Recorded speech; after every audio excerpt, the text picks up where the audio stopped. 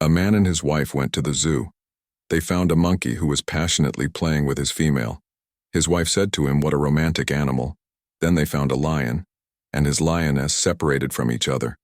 The silent lion sat alone in his corner, as if the lioness doesn't exist.